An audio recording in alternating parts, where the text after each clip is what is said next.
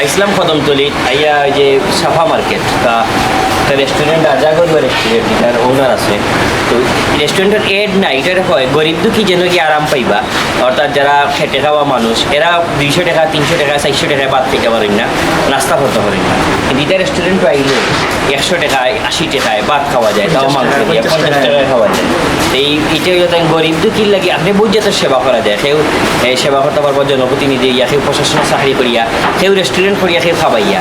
অনেক রেস্টুরেন্টও গেলে আমরা তো অনেকেও খাই বা অনেকে খাই না, আপনারা সবে খাই দামি দামি খাবার, কিন্তু আস্তা দিন খাম করিয়া দুপুরে খান এটা অনেকের কষ্ট হয়ে যায়।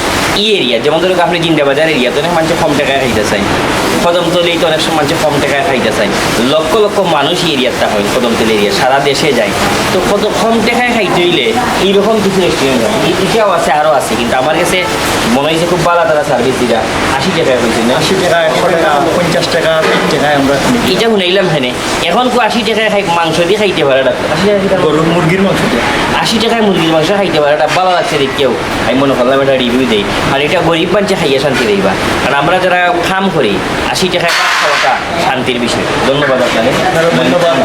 আবার আইবা আর গরিব দুঃখীর লাগিও আমরা মূলত করছি, কারণ বিশাল জনগোষ্ঠী তো আমরা এই লেভেলেরও, তো এরার লাগিয়ে সেবা করিয়া প্রফিট মার্জিনটা কম রাখিয়া যাতে এবং টেস্টিং সল ছাড়া রান্ধি আমরা। এটা একটা উত্তম সেবা।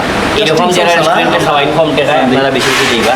রাজা রেস্টুরেন্ট গরুয়াল গরুয়া রেস্টুরেন্ট রাজা গরুয়া রেস্টুরেন্টটা শুভকামনা। ওকে, আপনি আইসেন, ধন্যবাদ আপনারে। আমরা রেস্টুরেন্টে থাকা ভাই অলরেডি